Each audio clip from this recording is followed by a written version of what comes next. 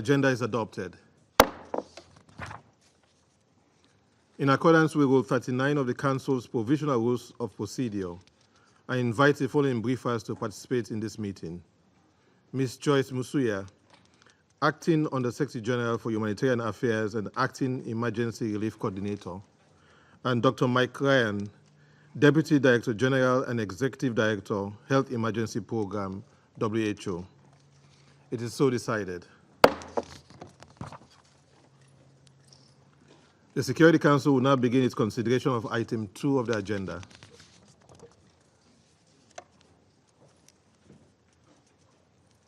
I now give the floor to Ms. Joyce Musuya. Thank you, Mr. President. Mr. President, members of the Council, thank you for this opportunity to brief you on the humanitarian situation in Gaza. First, allow me to echo the Secretary General's deep concern about the latest deterioration in the occupied West Bank and his call for the immediate cessation of these operations. Mr. President, the situation in Gaza is beyond desperate. Since 7 October last year, we have briefed this Council on the unconscionable suffering of civilian women, men, and children on more than a dozen occasions. We have repeatedly informed you of the harrowing levels of death, injury, and destruction that raise very serious concerns about compliance with international humanitarian law. To date, more than 1,000 people have been killed in Israel, including on October 7, and 108 hostages remain in captivity. Their conditions and treatment is a matter of serious concern. More than 40,000 people have been killed and over 93,000 injured in Gaza, many of them women and children, according to the Gaza Ministry of Health. And more than 17,000 Palestinian children are unaccompanied or separated from their relatives and guardians. Reports of ill treatment of Palestinian detainees in Israel are mounting, and already challenged, our humanitarian response is facing unparalleled difficulty. In the past week alone, our teams have been displaced and shot at. We have lost offices and warehouses, and limited supplies have continued to dwindle. World Food Programme colleagues were fired upon 2 days ago in their marked vehicle and survived by sheer luck. We cannot plan more than 24 hours in advance because we struggle to know what supplies we will have, when we will have them, or where we will be able to deliver. The lives of 2.1 million people cannot depend on luck and hope alone. Mr. President, evacuation orders issued by the Israeli military have spiked with devastating impacts on civilians. So far this month, 16 of these orders have been issued. Between 19 and 24 August alone, 5 such orders were issued, the largest number of orders issued in a single week since the start of this crisis. These orders impacted 250,000 people in 33 neighborhoods in Deir al-Balah, Khan Yunis, and northern Gaza. Al-Aqsa Hospital, one of the last functioning of the larger hospitals in Gaza, as well as health clinics, water wells, a desalination plant, and a water reservoir were all affected by these latest orders. Water production in Deir al-Balah has been reduced by around 85%. The subsequent evacuation order on 25th August led to the largest relocation of UN staff since we were forced to leave northern Gaza in October 2023. In the past few days, some 200 staff were impacted, along with 9 UN guest houses, 4 UN warehouses, and 6 NGO guest houses. More than 88% of Gaza's territory has come under an order to evacuate at some point. Communities live in a state of limbo, never knowing when the next order to flee will come. And civilians are being forced into an ever smaller area, now equivalent to just 11% of the territory of Gaza. It is difficult to put into words the immense struggle people are facing to find shelter and other essentials. Any and every square foot of available land is being used for shelter. Temporary encampments have even been built on the beach right up to the water's edge. The evacuation orders appear to defy the requirements of international humanitarian law. It therefore comes as some relief to hear this morning that following calls by UN and member states, the Israeli military has issued a reversal of orders for 3 blocks in the southern neighborhoods of Deir al-Balah. This is the first time evacuation orders have been reversed since the start of the conflict. Our teams are working to confirm if we can now return to the premises we had to leave on 25th of August. Mr. President, civilians are hungry, they are thirsty, they are sick, they are homeless. They have been pushed beyond the limits of endurance, beyond what any human being should bear. The UN and our humanitarian partners continue to do what we can under the leadership of the humanitarian coordinator, Mr. Muhannad Hadi. We remain on the ground, planning as best we can in these extreme circumstances. Despite insufficient stocks, our partners continue to provide assistance and protection services. This includes food and health care consultations. When possible, it includes shelter materials, and amid the destruction, they are creating spaces for children to learn. And as we will hear from my colleague, Deputy Director General of the World Health Organization, Dr. Ryan, the humanitarian community is working relentlessly to stop the spread of polio, a disease that the world thought it had under control.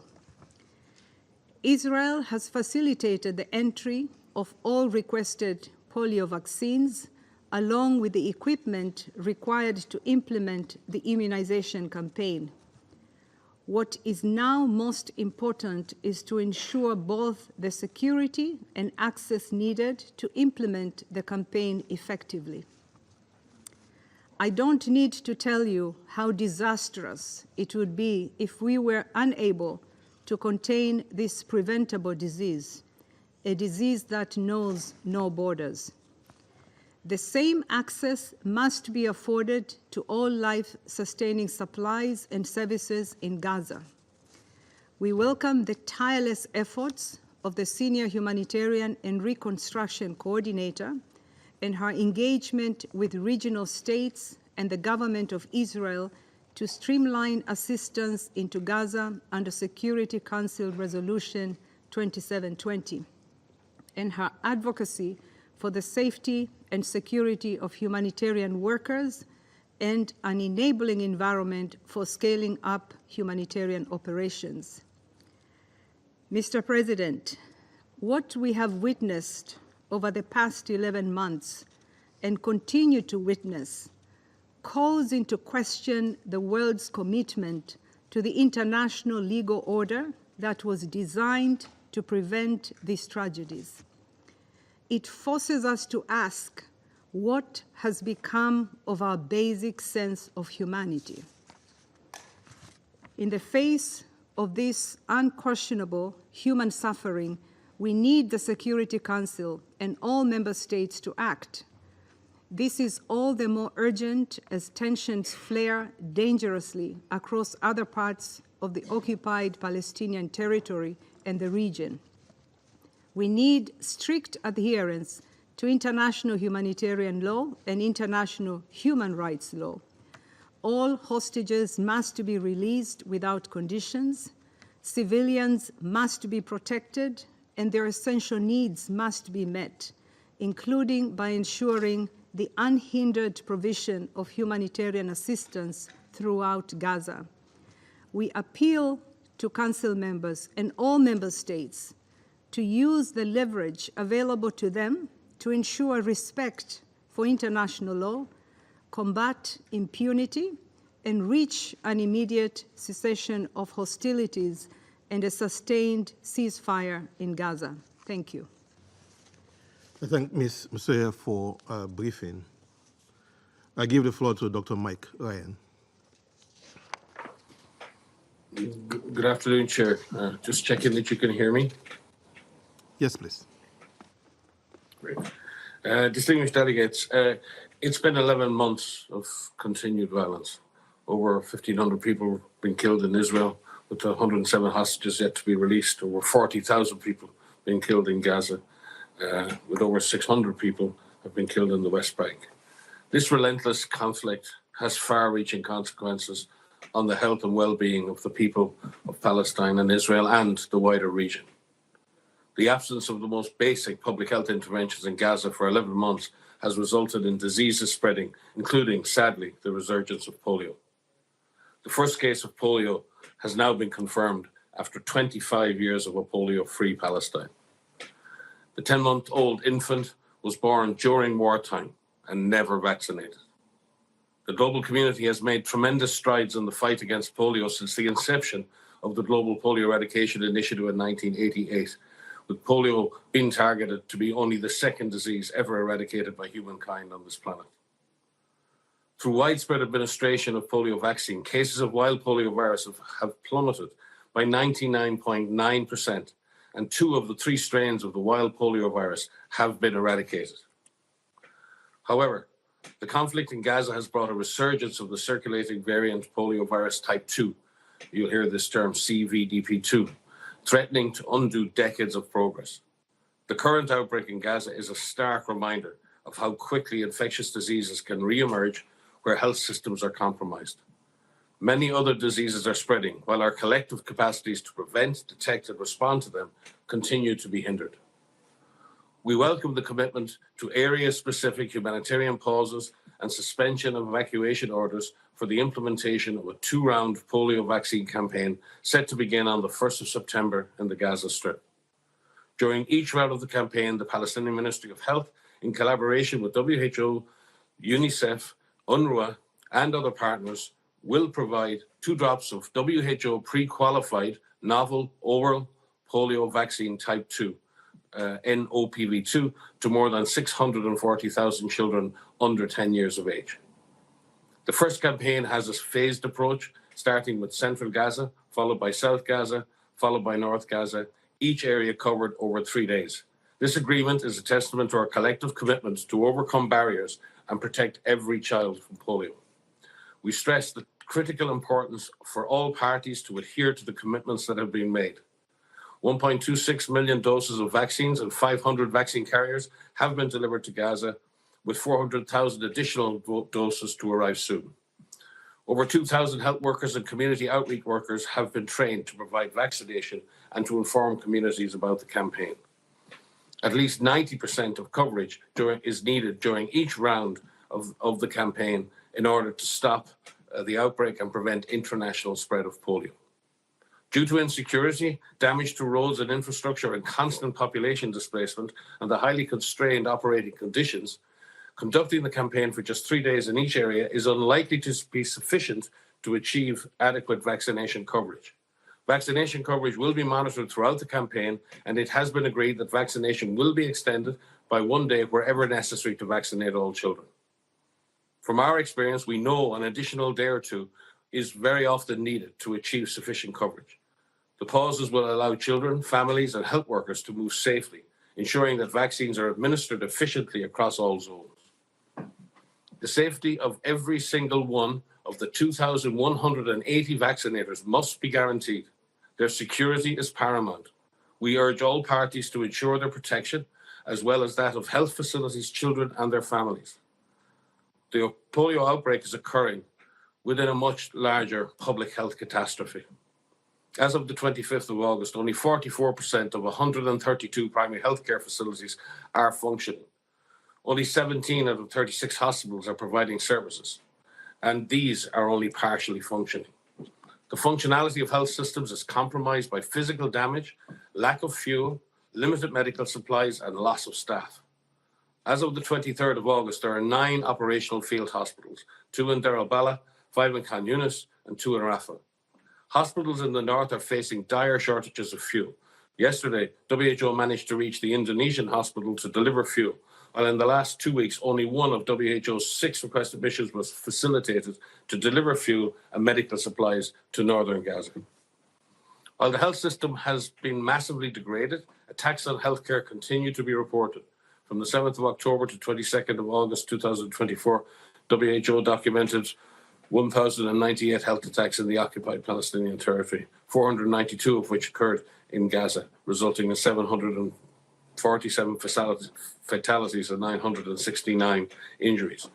Evacuation orders are further disrupting healthcare provision, endangering critical health infrastructure, and hampering the delivery of essential supplies. 11 hospitals, 17 primary healthcare centres, and 51 medical points have been directly affected by multiple evacuation orders, resulting in the loss of approximately 1,300 beds. The closure of 3 centres for the management of severe acute malnutrition also puts acutely malnourished children at further risk of life-threatening crises. Despite these challenges, WHO and its health cluster partners and emergency medical teams continue to deliver healthcare on the ground. 63 health cluster partners are currently operating in Gaza, reaching a weekly average of 338,000 people with various health services and supplies. 15 emergency medical teams are currently operating in Gaza, running primary healthcare facilities, field hospitals, and reinforcing existing hospitals with specialized services such as surgery. Close to 1.4 million consultations have been provided by EMTs to date. 242 primary healthcare service points are currently operated by partners. Medical evacuations of patients outside Gaza remain severely limited, with only 122 patients evacuated since the 7th of May. Out of 14,192 cases requested for medical evacuation, only 5,012, 35%, have been evacuated since October 2023. Of utmost urgency is the restoration of medical evacuations from Gaza to the West Bank, including East Jerusalem, where hospitals are ready to receive patients. Patients must also be facilitated to be transferred to Egypt and Jordan, and from there to third countries when needed. WHO appeals for the establishment of multiple medical evacuation corridors to ensure sustained, organised, safe and timely passage of patients via all possible routes, including Rafah and Kerem Shalom. The destruction of water, sanitation, hygiene, wash infrastructure has contributed also to the spread of infectious diseases. With 67% of Gaza's wash infrastructure damaged or destroyed, and with only minimal access to clean water, rates of diarrheal diseases have increased significantly. Over 25% of the population are suffering from water and sanitation-related diseases, including bloody diarrhea, hepatitis A, and skin diseases such as scabies. Other epidemic risks are also on the rise due to continued displacement and worsening living conditions. The situation in the West Bank is also deteriorating, with increased military actions and restrictions of movement severely hampering access to healthcare. Roads near Jenin, Ibn Sina and Al-Razi Hospital have been bulldozed. Military presence in the vicinity of the Jenin Government Hospital is deterring patients from seeking healthcare. In Tubas and Tul Karam, movements of health workers and ambulances while trying to reach the injured were obstructed. The disruption of ambulance services and the obstruction of patients' access to hospitals further threatens the lives of those in urgent need of care. The world cannot stand by as Gaza's health system crumbles under the weight of this conflict. The international community must act now to secure humanitarian pauses, ensure the delivery of critical health supplies, and support the rapid implementation of the polio vaccination campaign, which needs to also mark a significant change on how humanitarian response in Gaza is delivered. Aid needs to be delivered at a much larger scale and at a much faster pace without any hindrance. Failure to act will have catastrophic consequences, not only for the children of Gaza, but for the population of the region and the world. The call for an immediate and sustained ceasefire resonates more strongly than ever. We have a narrow window of opportunity to avert further public health calamity. The commitment to stop the spread of polio must be replicated for all public health risks. And Chair, just with your indulgence, I would just like, on behalf of the polio community and the UN community, like to dedicate our work in the coming days to our colleague, Mr. Aidan O'Leary, who was the head of the polio program at WHO, worked for the UN, led OCHA in Iraq and in Yemen, worked in the Balkans, was the best of us, the best of WHO, the best of UNICEF, the best of OCHA, the best of the UN. And we would like to dedicate our work in the coming days, not only to saving the lives of the children of Gaza, but to his memory. Thank you. I thank Dr. Ryan for his briefing. I now give the floor to those council members who wish to make statements. I give the floor to the representative of United Kingdom. Thank you, President. And let me thank Under-Secretary General Nicosia and Deputy Director General Ryan for their briefing and also, once again, for the vital work of their staff. The UK, alongside Switzerland, called this humanitarian meeting after yet another alarming warning from the UN. The situation in Gaza is intolerable and worsens with each day that passes. Over 100 hostages remain trapped in Gaza, subject to unimaginable horror. We reiterate our call for Hamas to immediately release them and for ICRC to be granted humanitarian access. And Palestinian children, already suffering, are now facing the imminent threat of a major polio outbreak caused by the devastation of water and sanitation services, as well as widespread malnutrition and famine risk in Gaza. A 10-month-old baby has already been paralyzed by this disease, the first such case for 25 years. This is a tragedy that could have been prevented. As we've heard, the UN plans to deliver vaccines as soon as this weekend. We strongly welcome Israel's agreement for pauses on military operations so that the World Health Organization and health agencies can deliver a safe and effective campaign. We now need to see this in action, and these pauses need to be long enough to deliver the 90% coverage required. When the campaign starts and thousands of vulnerable and unaccompanied children gather at vaccination sites, they must all be protected. Israel's ramping up of short notice evacuation orders, including in areas that should provide safe refuge, is causing more chaos, again leaving Palestinians with no safe place to turn. The UN Department of Safety and Security this week warned us that the UN too is running out of safe places for its staff. They cannot deliver desperately needed aid when IDF mass evacuation orders force them to uproot their homes and offices with just a few hours' notice. Israel must minimize evacuation orders and provide sufficient notice of at least 48 hours. And despite repeated calls by this Council for deconfliction and the protection of aid operations, we continue to see appalling and unacceptable attacks on UN and aid convoys. This conflict already represents the deadliest by far for humanitarian personnel. Just this week, the UN confirmed that the IDF opened fire on a World Food Programme truck which had been fully coordinated with Israel and had UN workers inside. Israel must take immediate steps to protect aid workers. And if its personnel are responsible for incidents, hold them accountable. All parties must abide by their obligations under international humanitarian law. Sadly, President, it's not only in Gaza where we're witnessing violence. we are deeply concerned by rising levels of violence in the West Bank. Over 130 Palestinians, including 26 children, have been killed this month alone. We join the Secretary-General in calling for urgent de-escalation. Colleagues, the only way to bring an end to this suffering is an immediate ceasefire. We fully support the ongoing efforts of the US, Egypt, and Qatar to reach an agreement on this which will get all the hostages out and significantly more aid in. We call on both Israel and Hamas to urgently take the deal on the table. We must then see irreversible steps towards a two-state solution, the best means of ensuring long-term peace for Israelis and Palestinians alone.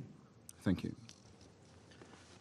I thank the representative of the United Kingdom for their statement. I give the floor to the representative of Switzerland.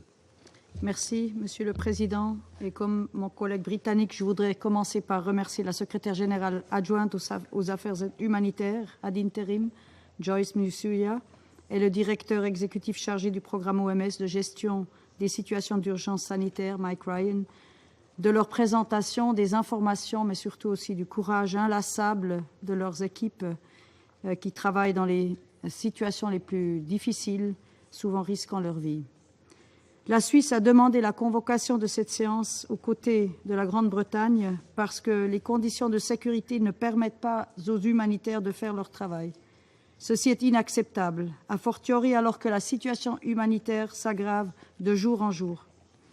Il y a 4 mois, ce Conseil a adopté la résolution 2730 que la Suisse a eu à cœur de rédiger. Un nouvel incident à Gaza nous rappelle la pertinence urgente de cette résolution. Le Programme alimentaire mondial travaillait sur sa mission d'acheminement de la nourriture indispensable à la survie des civils lorsque ses véhicules et son personnel ont essuyé des tirs. Nous venons de l'entendre aussi de Mme Nicosia. Nous sommes également très préoccupés par le fait que les ordres d'évacuation, ordres qui, selon le droit international, devraient servir à protéger la population et notamment se dérouler dans des conditions adéquates en termes d'hygiène, de santé, de sécurité, d'abri et de nutrition, résultent en effet le contraire. Avec les hostilités, les ordres de l'armée israélienne ont jusqu'à aujourd'hui causé le déplacement de près de 90% des habitantes et habitants qui vivent sur moins de 11% de la bande de Gaza, dans une petite zone surpeuplée, polluée et dangereuse, où les services essentiels sont limités, notamment les installations médicales, les abris et les puits d'eau. En plus de déraciner des familles déjà épuisées, dont de très nombreux enfants, ces ordres posent d'énormes obstacles aux activités humanitaires. Les actrices et acteurs humanitaires perdent ainsi l'accès aux locaux et aux infrastructures logistiques indispensables pour opérer, comme ce fut le cas dans la nuit de dimanche à lundi à Deir al-Bala. La Suisse appelle toutes les parties à respecter leurs obligations en vertu du droit international et notamment à respecter et protéger le personnel humanitaire ainsi que ses activités. Toutes les parties ont l'obligation d'autoriser et de faciliter l'accès humanitaire rapide et sans entrave à tous les civils dans le besoin. Cela s'applique donc également aux groupes armés tels que le Hamas.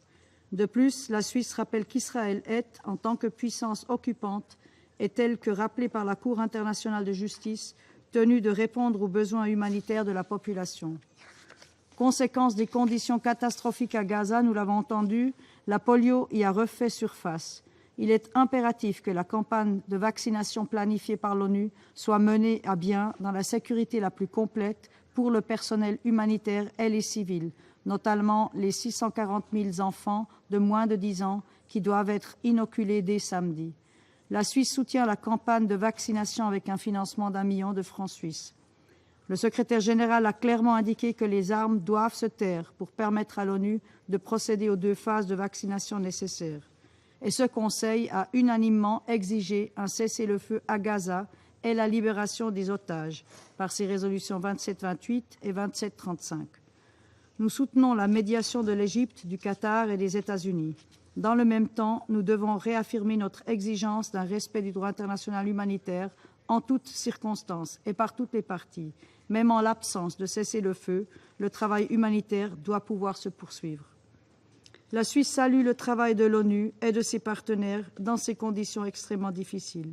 Ce Conseil doit rester informé de la conduite de la campagne de vaccination et, le cas échéant, se tenir prêt à agir.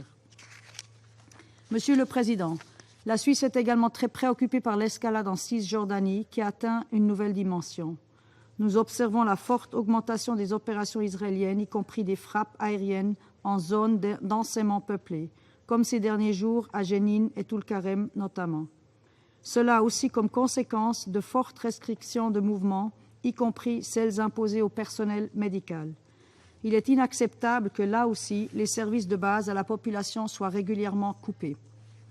Nous appelons Israël à respecter ses obligations de droit international. En particulier, l'usage de la force doit notamment répondre aux critères de nécessité et de proportionnalité et respecter le droit de tout individu à la vie et à la sécurité de sa personne.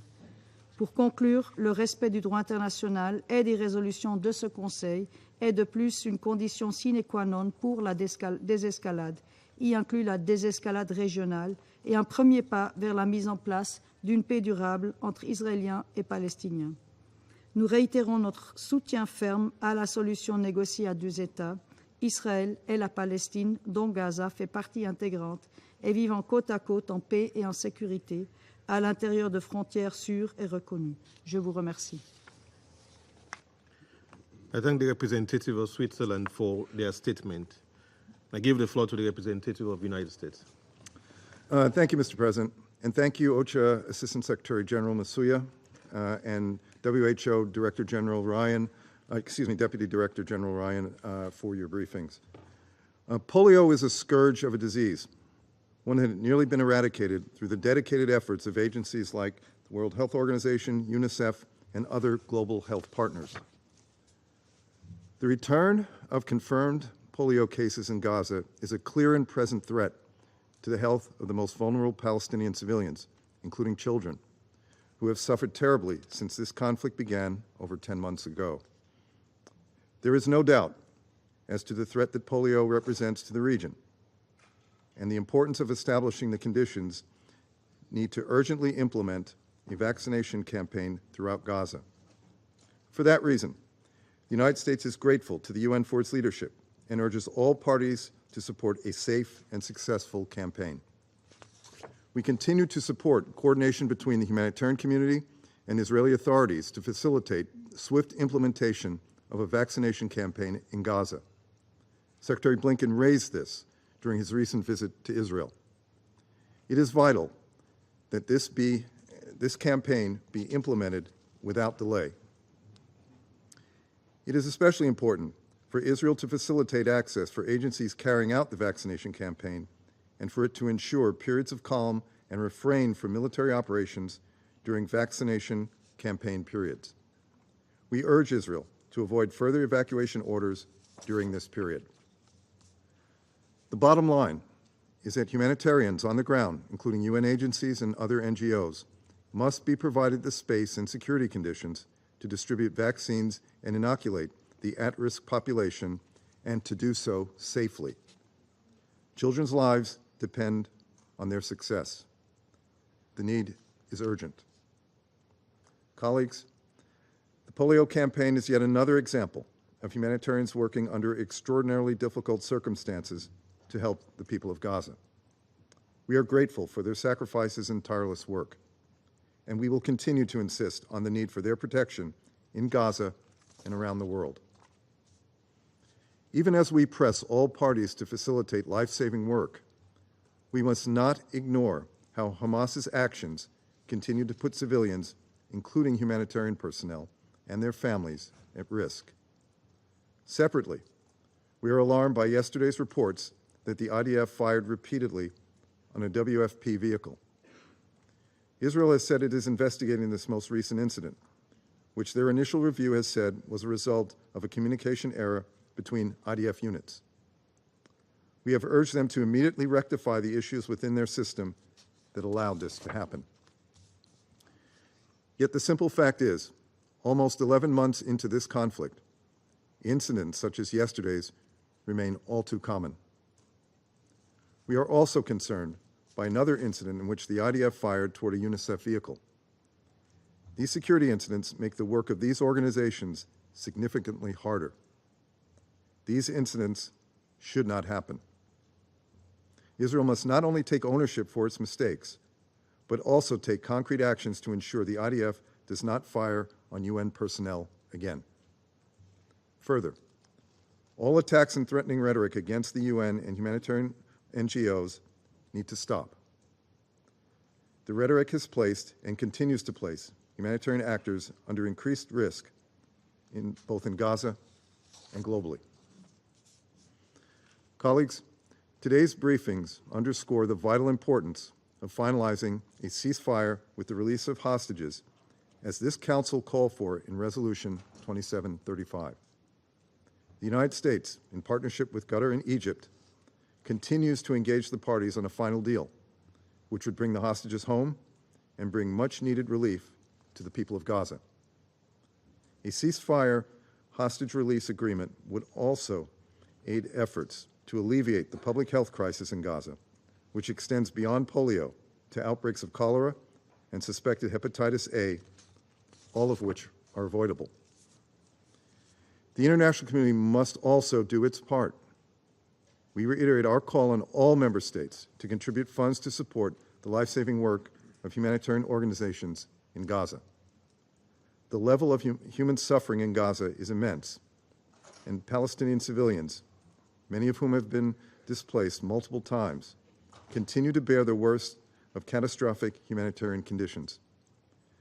But again, the best course to alleviate the suffering of the Palestinian civilians and of Israelis awaiting the safe return of their family members is to finalize and implement a ceasefire. The time is now. Thank you, Mr. President. I thank the representative of the United States for their statement. I give the floor to the representative of China. 主席，我感谢瑞士和英国倡议召开此次会议，也感谢姆苏雅助理秘书长和瑞安副总干事的通报。加沙冲突爆发10个多月以来，已经造成4万多平民死亡和前所未有的人道灾难。尽管国际社会一再发出停火止战的强烈呼声，安理会为此通过多份决议，国际法院发布了临时措施命令，但局势没有丝毫好转，仍在不断恶化。仅仅在过去1个月，战火就又夺去了1000多名加沙民众的生命。以色列发布了16次紧急撤离命令，大量民众聚集的学校、难民营成为了袭击目标，数十万民众被迫一再逃离，却找不到栖身之地。以色列持续加大对联合国等人道机构的打压限制，频频拒绝燃料等物资的运输。近日，人道机构被迫从戴尔巴拉赫的援助中心和仓库撤离，加沙人道援助系统进一步遭受了严重冲击。脊髓灰质炎病毒严重威胁加沙儿童的身体健康。接种疫苗是遏制病毒传播、保护儿童生命的最有效手段。病毒传播没有国界，中方支持古特雷斯秘书长的呼吁，敦促以色列本着对本国以及地区儿童生命负责的态度，为开展疫苗接种提供安全保障和便利。我们支持安理会就此发出强烈呼吁，避免加沙的人道危机进一步恶化。在约旦河西岸，以色列持续违反国际法和安理会决议，不断扩张定居点，加大对巴勒斯坦人的搜查、抓捕和袭击。去年10月以来，已有620多名巴勒斯坦人丧生。昨天，以色列军队向约旦河西岸图勒凯尔姆、杰宁、图巴斯等地发动大规模袭击，造成至少10人死亡和多人受伤。中方对此强烈谴责。以色列政府高层人士最近放风称，要在约旦河西岸采取同加沙一样的行动。我们对这种冒天下之大不韪的言论表示震惊和严重关切。加沙现在已经变为人间地狱，我们绝不能让加沙的人道惨剧在约旦河西岸上演，让约旦河西岸变为另一个人间地狱。中方反对任何加剧紧张的言行，谴责一切针对平民的袭击行为，呼吁有关各方，特别是以色列方面，保持冷静克制，防止局势进一步升级。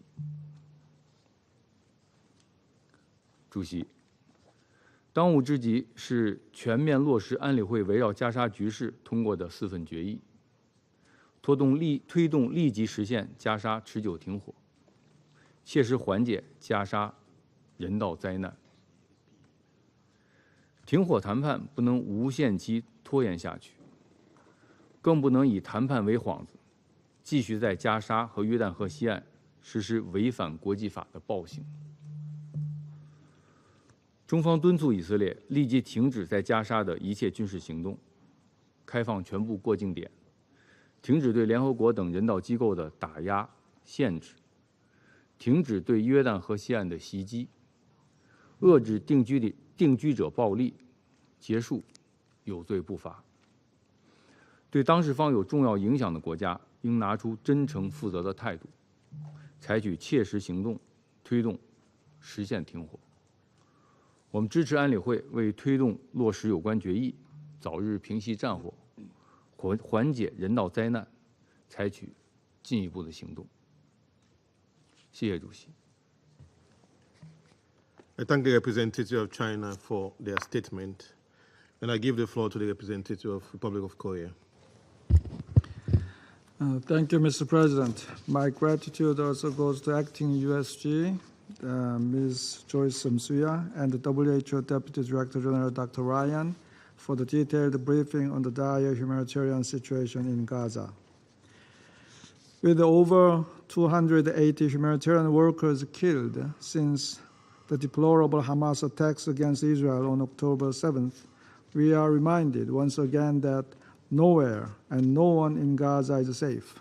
Not UN staff, not civilians, not medical workers, and certainly not children, who comprise half of Gaza's population and are now even at risk of polio. In this regard, I'd like to make the following points. First, we are seriously alarmed at ongoing threats against both civilians and the UN and humanitarian personnel in Gaza, particularly in and around Deir al-Balah, Gaza's most vital humanitarian hub since the former safe zone in Rafah was destroyed. Recent increased IDF operations there, including the ongoing targeting of schools, sheltering families, have resulted in numerous civilian deaths and the forced displacement of tens of thousands into concentrated areas along the sea with scant access to humanitarian needs. My delegation is deeply disturbed to see the August 27th incident where a clearly marked WFP convoy was riddled with bullets and the WFP's resulting suspension of its operations in Gaza. We appeal to Israel and all parties to the conflict to allow UN personnel and humanitarian workers to do their job safely. Second, the Republic of Korea is gravely concerned by the sharp increase in evacuation orders by Israel, including at least 16 issued in August alone, according to OCHA. This not only adds torment to a hungry, sick, and exhausted population subject to multiple displacements, but also, as USG Michaud highlighted in his August 27th statement, imposes unbearable threat to the safety and security of UN personnel and other humanitarian workers. Such risk significantly impedes the safe and unhindered delivery of humanitarian assistance at scale in Gaza, where 500,000 people facing catastrophic food insecurity levels. Third, we are extremely disturbed by the polio outbreak in Gaza, which significantly threatens Palestinian children due to its highly contagious nature. In this regard, we strongly support the urgent vaccination efforts to be conducted by UN agencies, including WHO, scheduled for next week. We call on all parties to let health workers fulfill their vital mission of protecting Gaza from a virus that hadn't had an outbreak for 25 years. Mr. President, the bleakness of the current humanitarian situation in Gaza for its 2.3 million people is simply intolerable. Council resolutions remain unimplemented and the deconfliction mechanisms are ignored. At the same time, the wider region's security hangs perilously on a knife edge.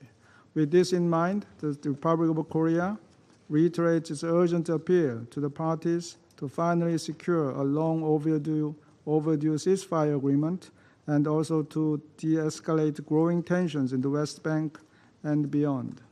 I thank you. I thank the representative of the Republic of Korea for their statement. I give the floor to the representative of Ecuador.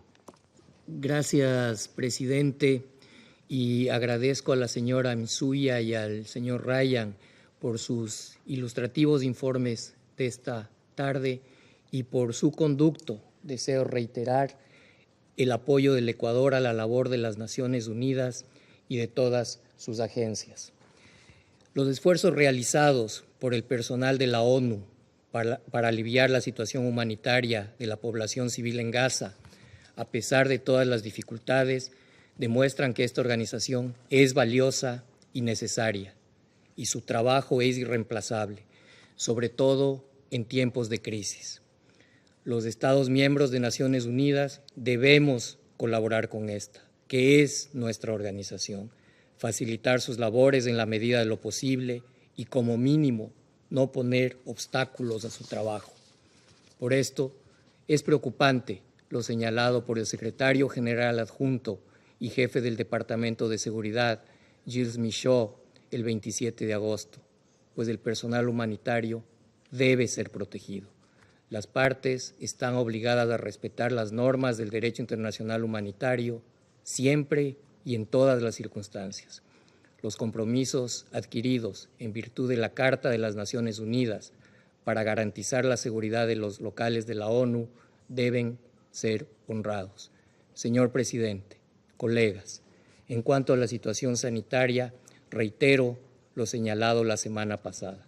El Ecuador apoya la iniciativa de Naciones Unidas de organizar una campaña de vacunación masiva para proteger del polio a los niños en Gaza. La inacción sobre enfermedades prevenibles es inadmisible. Es urgente e indispensable que las partes den todas las garantías de seguridad necesarias para iniciar la campaña en la fecha prevista y para que ésta se desarrolle sin interrupciones. De la misma forma, reitero el apoyo de mi país a los esfuerzos que siguen en curso para alcanzar un acuerdo que permita un cese al fuego inmediato, la liberación de los rehenes y el mejoramiento de la situación humanitaria en Gaza, incluyendo la campaña de vacunación. Es de primordial importancia que este acuerdo se dé sin más demora.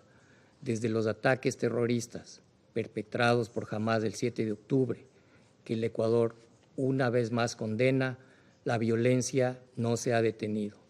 Es hora de parar esta dinámica. Concluyo, señor presidente, reiterando, como en muchas otras ocasiones, el compromiso de mi país con una solución pacífica negociada, definitiva y justa para las partes, con la existencia de dos estados, Palestina e Israel, sobre la base de las fronteras de 1967 y de las resoluciones relevantes. I thank the representative of Ecuador for their statement. I give the floor to the representative of Guyana. Mr. President, let me begin by thanking the delegations of Switzerland and the United Kingdom for requesting this timely briefing.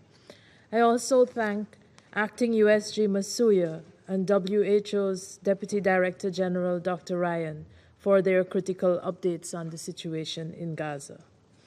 As illustrated again by our briefers, the humanitarian situation in Gaza becomes increasingly catastrophic with each passing day, engendered by a man-made crisis of unprecedented proportions. The violations of the occupying power continuously reach new levels in the face of this Council's inaction to stop this trampling of everything that the United Nations was built to achieve. History will judge us harshly if this Council does not act to save the Palestinian people from the scourge of this unending onslaught in flagrant violation of the United Nations Charter and international law. Guyana therefore appeals to fellow Council members for us to act collectively and urgently to bring a swift end to the hostilities in Gaza and to halt the toll of death and destruction. We remain deeply distressed by the conditions under which humanitarian actors, including UN personnel, are operating in Gaza. The statement issued on Tuesday by the UN Deputy Department of Safety and Security sets out some of the challenges associated with the UN's aid operations in Gaza, noting that the organization, and I quote, is operating at the uppermost periphery of tolerable risk, end of quote. This was evident in the IDF's shooting of a marked and deconflicted WFP vehicle on Tuesday evening. Broadly speaking, it is the wanton disregard for and violations of international humanitarian law that allow these incidents to continue.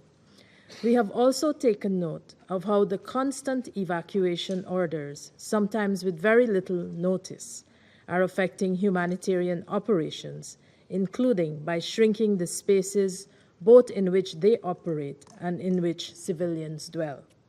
On this latter point, Guyana notes, for example, that prior to 7th October 2023, there were 1,200 persons per square kilometer in Gaza, and that number has currently risen to 30,000 to 40,000 persons.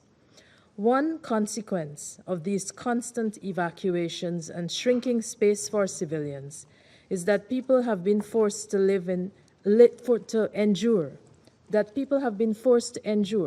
living conditions that are giving rise to disease. For example, polio has reemerged in Gaza after 25 years.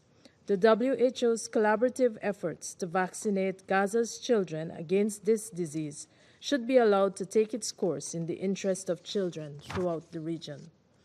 As Mr. Philippe Lazzarini reminded us recently, polio will not distinguish between Palestinian and Israeli children.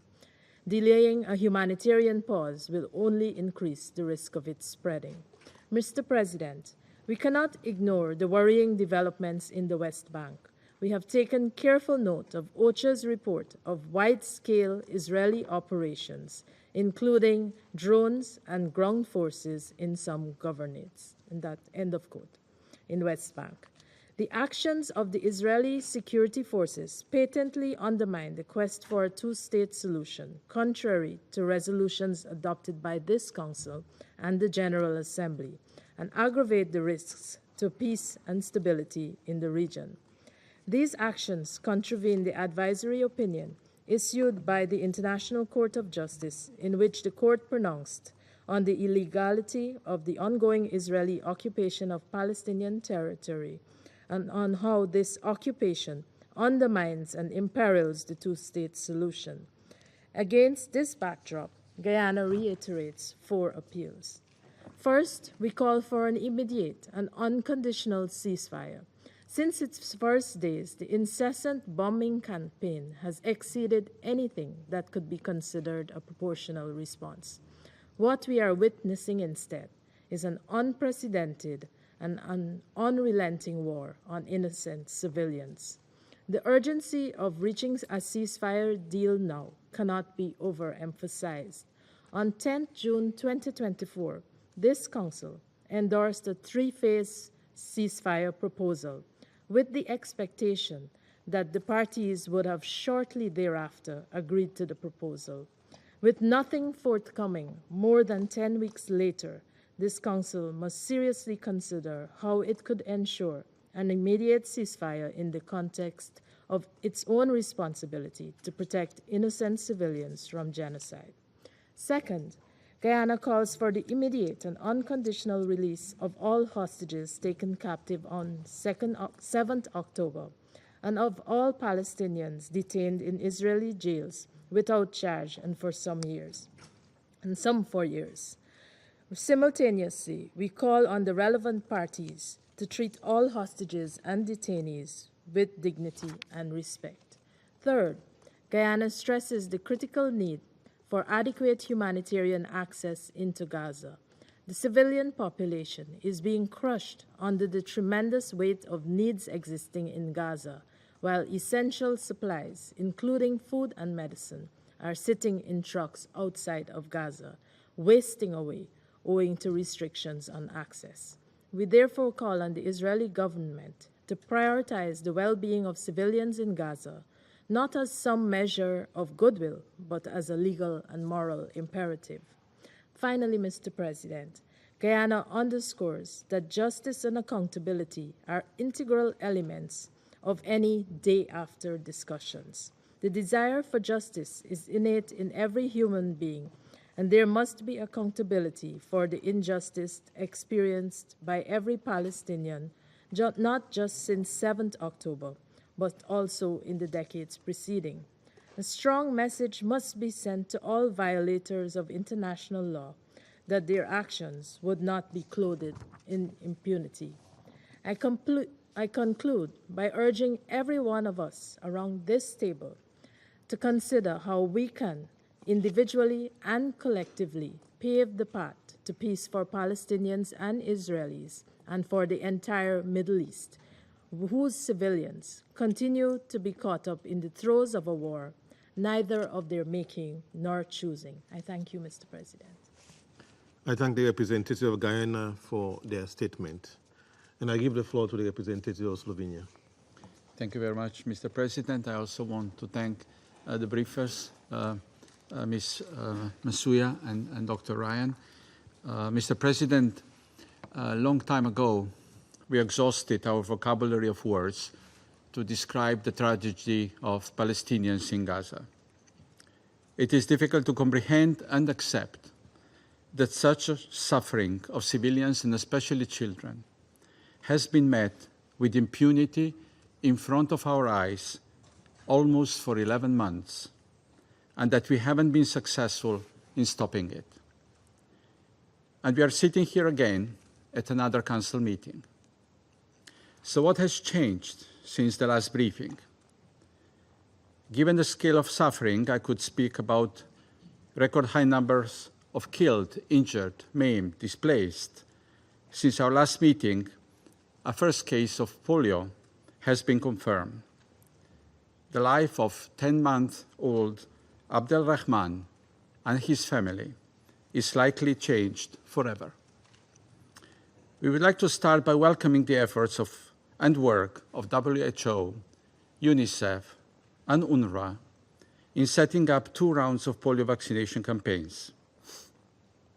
Polio can be stopped, and we can prevent other young lives from being transformed. We join the calls for days of tranquility, allowing for the safe and successful implementation of the vaccination campaigns. We also welcome efforts by the Israeli authorities in facilitating the campaigns. As we were reminded today, the humanitarian situation in Gaza continues to deteriorate. And as we just heard from Dr. Ryan, several thousand of patients are in need of evacuation. We repeat our call for full adherence to international humanitarian and human rights law by all parties. We call for full implementation of ICJ provisional measures and Security Council resolutions.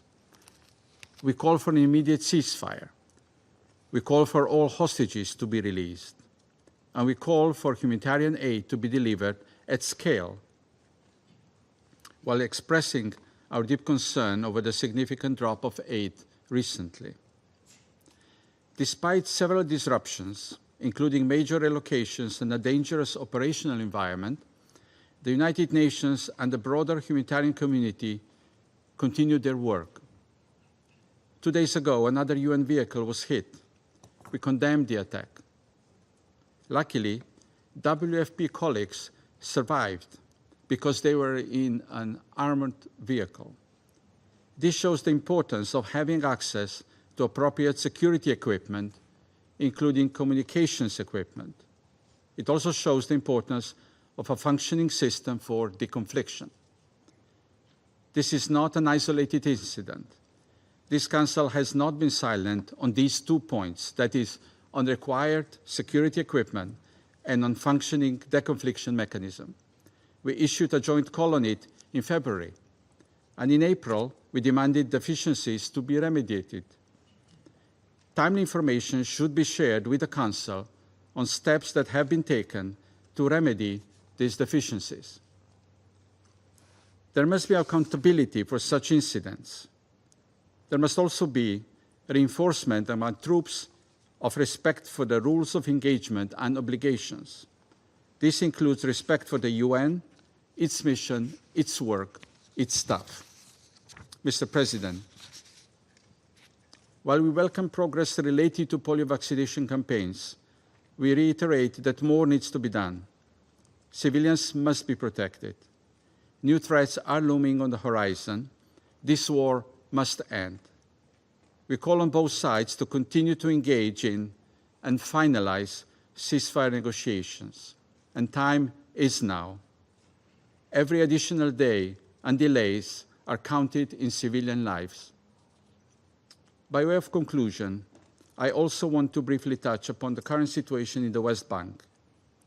We are appalled by the disproportionate use of force, increase in apparent targeted and other summary killings, arbitrary arrests, unsanctioned settler violence, and other human rights violations and abuses. The ongoing operations and any unnecessary or disproportionate use of force must cease immediately. The advisory opinion of the International Court of Justice is clear. Israel's continued presence in the occupied Palestinian territory is unlawful and must end as rapidly as possible. Ideas of evacuations of Palestinians are fueling instability. We remind Israel that appropriate legal frameworks must be applied and that human rights norms and standards applicable to law enforcement must be respected. More violence is not bringing Israel closer to safety and security, and neither international community closer to the two-state solution, which is strongly supported by all members of this Council. Finally, Mr. President, we repeat our call for maximum restraint by all countries and actors in the region. This is not the moment to add more fuel to the fire. Thank you. I thank the representative of Slovenia for their statement. I give the floor to the representative of Mozambique. Mr. President, we commend the United Kingdom and Switzerland for requesting this meeting. We also thank the Presidency for convening this urgent briefing. We are also grateful to Ms. Joyce Msuya, Acting Under Secretary General for Humanitarian Affairs, and Dr. Michael Ryan, Deputy Director General and Executive Director for Health Emergency Program at the WHO, for their invaluable briefings to the Council. Mr. President, the ongoing conflict in the Middle East, particularly the occupied territories of Palestine, continues to pose grave risk to civilians. These risks encompass violations of fundamental rights, including access to food, health, and protection. The civilian population face an array of dire threats to their safety and well-being. According to the reports, up to August 27, the military operation conducted by Israeli forces have resulted in the loss of over 40,000 lives, with more than 93,000 civilians being injured and more than 10,000 missing. The widespread nature of these attacks has left the civilian population with limited options for safe refugee and has significantly constrained the humanitarian operational space. Furthermore, the persistent activities of Israel settlers in the occupied West Bank, coupled with the ongoing military operation in Gaza Strip, have led to profound human suffering and undermined the prospect for peace and stability in the region. This situation underscores the urgency of international intervention. Mr. President, this situation in Gaza presents extreme challenges for the United Nations personnel and humanitarian workers who operate under very high-risk conditions, with men facing direct attacks while trying to deliver essential services. The chaotic healthcare situation is further exacerbated by attacks on medical infrastructure and limited access to vaccinations, which has created a high-risk environment for preventable diseases like polio.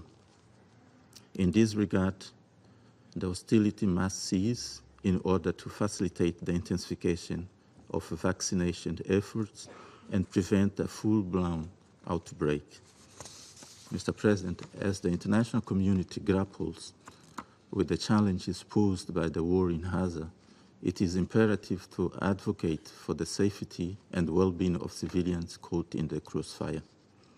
Their rights must be upheld, and accountability for any violations must be pursued relentlessly. It is of paramount importance that all parties involved respect international humanitarian law and their commitments under the UN Charter and provide humanitarian relief in this catastrophic situation. Mozambique reiterates its unwavering stance, emphasizing the urgent need for cessation of hostilities, which is a critical step toward achieving both a humanitarian ceasefire. This Security Council bears a collective responsibility to urge the de-escalation in the Gaza Strip conflict. The grave situation demands our urgent attention and concrete actions due to the enormous challenges, harm, and trauma experienced by civilians. Mediation efforts must therefore intensify to address the growing humanitarian crisis in the Gaza Strip. In conclusion, Mr. President, we call upon all members of this Council to work collectively toward the establishment of peace and stability in this troubled region, prioritizing the well-being of civilians caught in the midst of the conflict. We underscore the critical importance of pursuing a two-state solution as the foundation for lasting peace. I thank you, Mr. President. I thank the representative of Mozambique for their statement. I give the floor to the representative of Malta. Thank you, Mr. President, and I also thank Acting USG Msuya and Dr. Ryan for their briefings. As we have just heard, the humanitarian situation in Gaza is out of control, with ongoing violations of international human rights and humanitarian law. Over 40,000 civilians, including 16,000 children, have been killed. Others remain unaccounted for. Credible reports suggest the true number could be significantly higher. None of Gaza's 36 hospitals are fully operational due to destruction, overcrowding, and Israel's failure to ensure adequate medical resources reach the Strip. Much of Gaza's population continues to suffer severe food insecurity, and too many are on the brink of starvation. More than 80% of Gaza's educational facilities, including all 12 universities, have been damaged or destroyed. This includes UN schools sheltering displaced civilians, some of which are located inside designated safe zones. A significant proportion of all buildings in the enclave have been reportedly being damaged or destroyed.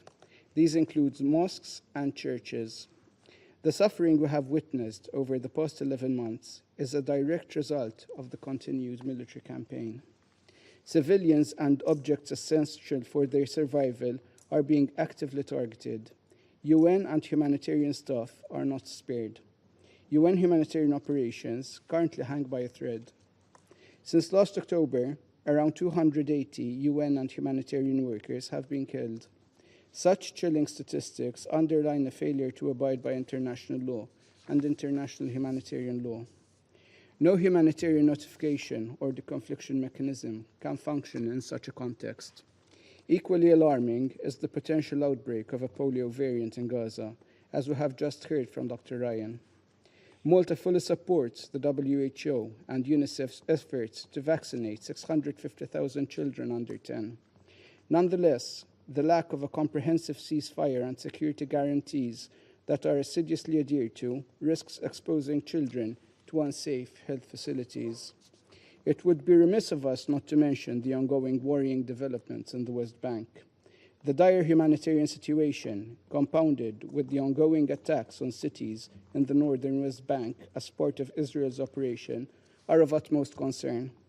It is imperative that international human rights and humanitarian law are upheld at all times. Mr. President, we have adopted 4 resolutions on this conflict since last October. Through them, we have urged the facilitation of humanitarian access, the protection of civilians, and a permanent ceasefire. Despite reports of a ceasefire being close, the political support, armament, and massacres continue. Without accountability, things will not change. However, there is a path out of this nightmare. This starts with the full, immediate, and effective implementation of the relevant Council resolutions and the orders of the ICJ. Security Council resolutions 2712, 2720, 2728, and 2735 unequivocally demand that Israel allows unrestricted aid into Gaza, protects civilians and civilian infrastructure, and agrees to a ceasefire towards a lasting peace. Israel must allow the provision of basic services and humanitarian aid.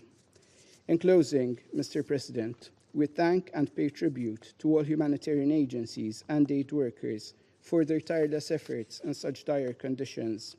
We reiterate our unequivocal call for an immediate and permanent ceasefire and the urgent and unconditional release of all hostages in Gaza.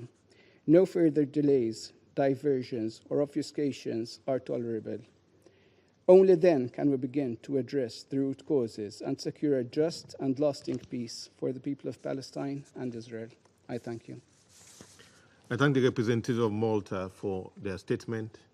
I give the floor to the representative of France.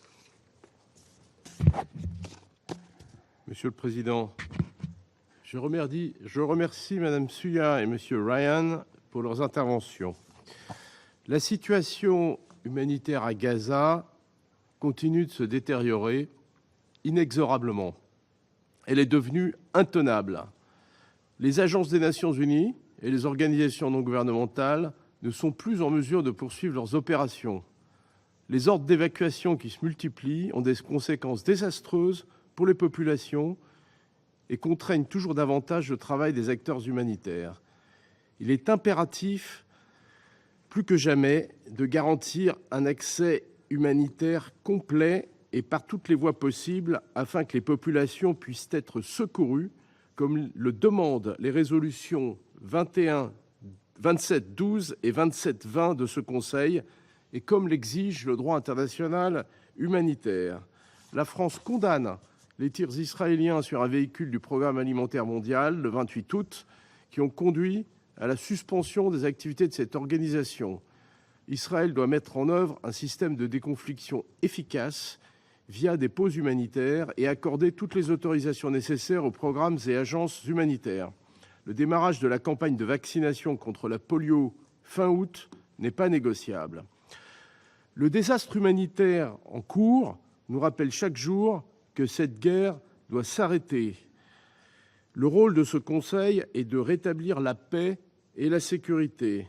La crise humanitaire est la conséquence des combats. Y mettre un terme est la seule réponse possible. La France soutient les efforts de médiation des États-Unis, de l'Égypte et du Qatar et elle appelle les parties à faire les compromis nécessaires pour permettre qu'un cessez-le-feu soit mis en place afin que l'aide humanitaire afflue massivement et que les otages soient libérés.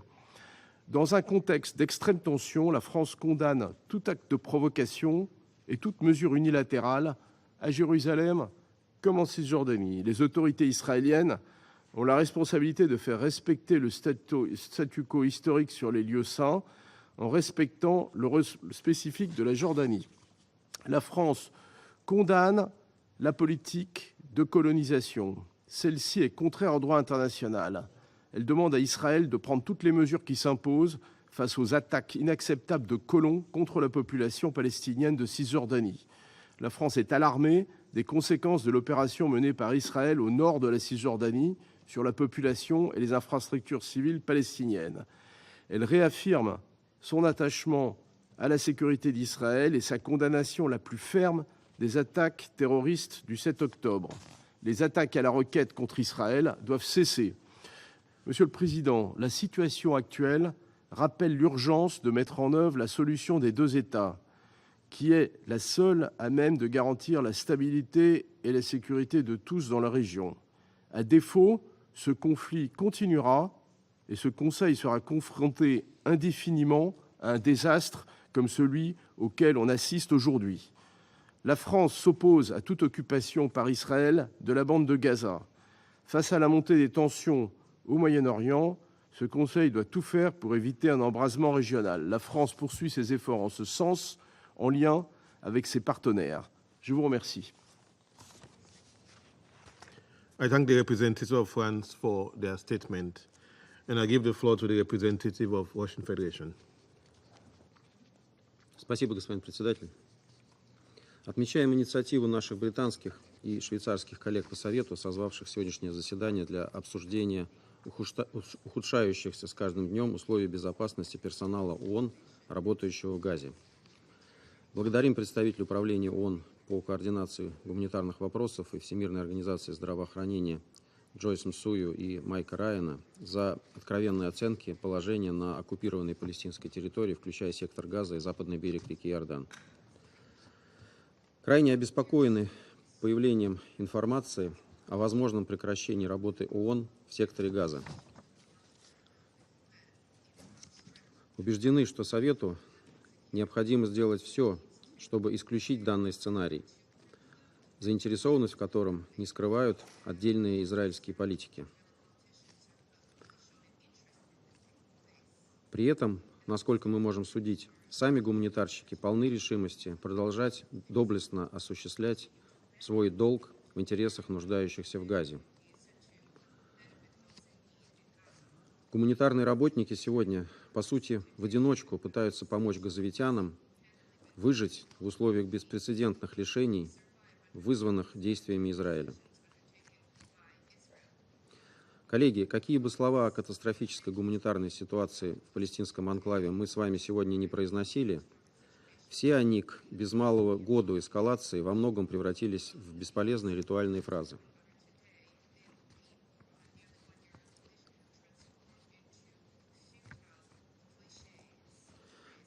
Пока члены Совета заседают в этом зале и произносят их, за 10 месяцев убиты более 40 тысяч палестинцев, более 93 тысяч получили ранения. Вдумайтесь в эти цифры. Они сопоставимы с населением небольшого города. Эта статистика особенно трагична, если учитывать, что большая часть пострадавших ни в чем не повинные женщины и дети. Никакого проблеска надежды, к сожалению, за это время так и не появилось. Военная операция Израиля продолжается, каждый день умножая жертвы среди мирного населения. Только с 23 по 26 августа вследствие ожесточенных боевых действий убито 170 палестинцев, 390 получили ранения. Очередные приказы Израиля об эвакуации, которых за август насчитывается уже 16, охватили 89% площади сектора и порядка 90% населения. Это само по себе может привести к полному прекращению гуманитарных операций в Газе, даже без выдворения оттуда гуманитарщиков.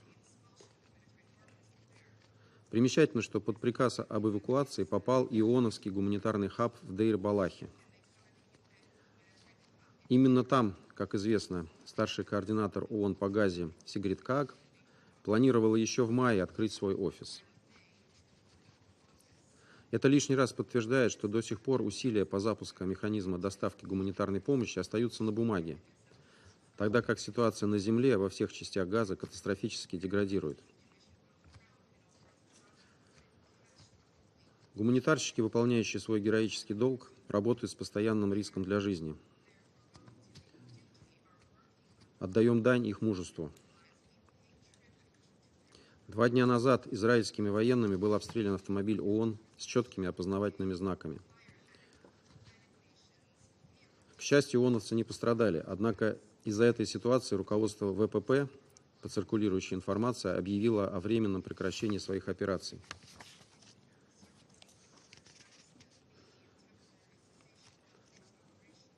Если это так, то ситуация выглядит еще более печально, поскольку тысячи людей не получат необходимое им содействие. Почти все население сектора Газа вынуждено скитаться по территории анклава в поисках хоть какого-то убежища. Но, как неоднократно подтверждали представители гуманитарного крыла ООН, безопасных мест в секторе нет. 2 миллиона человек, по сути, находятся в ловушке, подвергаются обстрелам, испытывают немыслимые страдания от нехватки продуктов питания, воды, медикаментов и ненадлежащего уровня санитарии.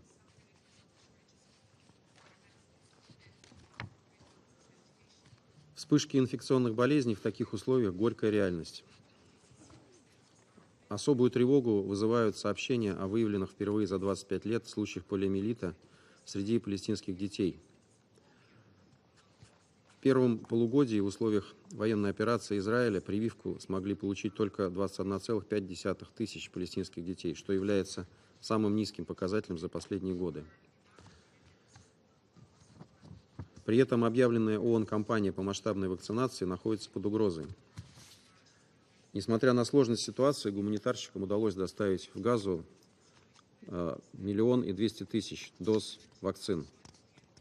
Однако интенсификация боевых действий, множащиеся приказы Израиля об эвакуации и ограничения на заезд в анклав медперсонала подрывают усилия по вакцинации сотен тысяч детей, находящихся в секторе Газа.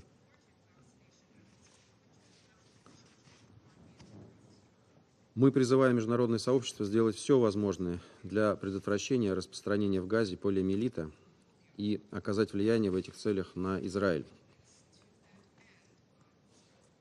При этом важно не допустить того, чтобы необходимость вакцинации от полиомиелита заслонила для членов СБ более важную задачу – добиваться бессрочного и устойчивого прекращения боевых действий.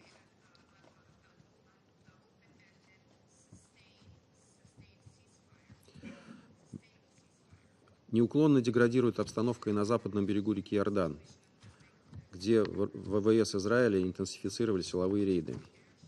В результате военной операции «Цахал» в городах Дженин, Тубас и Туль-Карм задействованием тысячи израильских военнослужащих и привлечением авиации были убиты по крайней мере 17 палестинцев. Всего с 7 октября 2023 года на западном берегу реки Иордан погибли 669 человек, включая около 150 несовершеннолетних. Считаем, что международное сообщество должно продолжать требовать от Израиля прекращения как насильственных перемещений и эвакуаций, так и атак на гуманитарных работников с последующим проведением расследований в отношении виновных.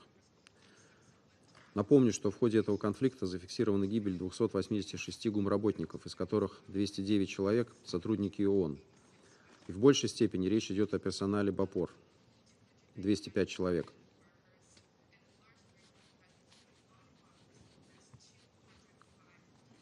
Однако у нас до сих пор нет никакой информации по привлечению к ответственности виновных в этих преступлениях, если такие расследования вообще ведутся. Господин председатель, мы с самого начала предупреждали, что все гуманитарные резолюции, включая резолюцию 2720, обречены остаться на бумаге, пока в секторе не будет установлено безусловное и всеобъемлющее прекращение огня.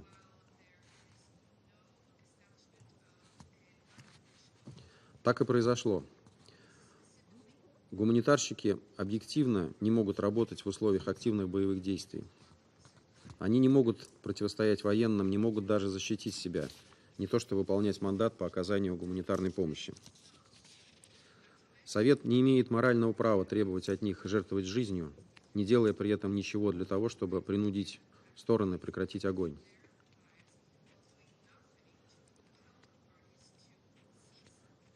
Хочу напомнить, что Россия первой, еще 16 октября прошлого года, внесла проект резолюции Совета Безопасности с таким требованием. Но одна делегация, прикрывая своего главного ближневосточного союзника, как известно, все 10 месяцев блокирует любые реальные шаги Совета в этом направлении, по сути заставляя всех членов Совета Безопасности стать соучастниками коллективного наказания палестинцев. Ровно неделю назад мы слышали в этом зале очередные лукавые заверения постоянного представителя США о том, что сделка о прекращении огня якобы в одном шаге от заключения, и что все мы должны надавить на Хамас, чтобы она состоялась. Как выяснилось, и это уже никого не удивляет, эти призывы были так же далеки от реальности, как и принятая по американской инициативе 10 июня резолюция по Газе в поддержку так называемого плана Байдена.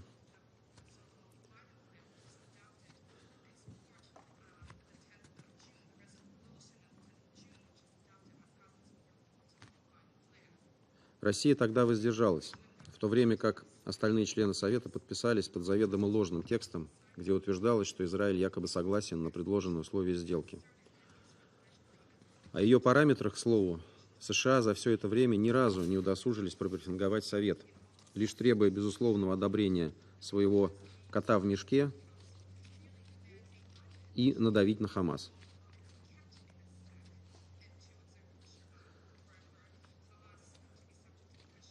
Как оказалось, Израиль не был согласен на эту сделку тогда, не согласен он на прекращение своей операции и сейчас, выдвигая все новые и новые требования, которые в том числе грозят обрушением всей системы договоренности в регионе. А американские коллеги, вместо того, чтобы поставить израильтян на место, к сожалению, этому подыгрывают, модифицируя параметры прекращения огня в Газе в угоду Западному Иерусалиму. Напомню, что Совет Безопасности не давал согласия на какое-либо переформатирование параметров договоренностей, очерченных резолюцией 2735. В итоге даже первый этап деэскалации, прописанный в резолюции 2735, никак не может материализоваться, не говоря уже о полном выводе израильских войск из Газы и восстановлении разрушенной инфраструктуры сектора. Таким образом, этот документ, который изначально строился на ложном утверждении о согласии Израиля, де-факто утратил актуальность. Теперь нам надо думать над реальными шагами, которые Совет должен предпринять для того, чтобы добиться прекращения огня в Газе, вне зависимости от того, хочет этого Израиль или нет, и обеспечить его выполнение. Все необходимые инструменты в руках Совета есть. Нужна лишь политическая воля для того, чтобы их применить. В противном случае Совет Безопасности ООН ждет незавидная роль статиста в геополитических интригах Вашингтона на Ближнем Востоке, который всячески пытается подменить полноценное решение палестино-израильского конфликта ущербными сделками века при своем единоличном коспонсорстве. Как мы все с вами помним, именно желание США монополизировать ближневосточный мирный процесс и перекроить его по выгодным Израилю лекалам как раз и привело к тем трагическим событиям, свидетелями которых мы являемся.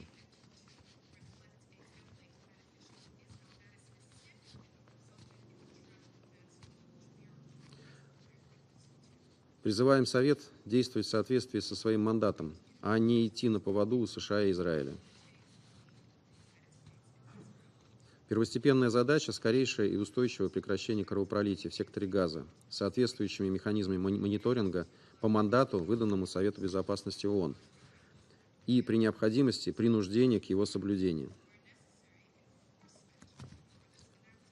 Это позволит в дальнейшем перезапустить процесс мирного регулирования палестинского вопроса на международно признанной базе в интересах создания независимого суверенного палестинского государства в границах 1967 года со столицей в Восточном Иерусалиме, сосуществующего в мире и безопасности с Израилем. Уважаемые коллеги, Каждый день промедления в ожидании результатов разрекламированной двусторонней дипломатии на земле стоит жизни десяткам и сотням мирных палестинцев.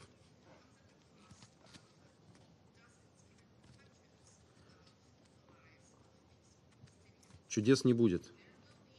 Ситуация изменит исключительно незамедлительные решительные действия международного сообщества в лице Совета Безопасности ООН. Готовы к взаимодействию со всеми, кто разделяет эти подходы. Благодарю за внимание. I thank the representative of Russian Federation for their statement. I give the floor to the representative of Algeria. شكرا سيد الرئيس.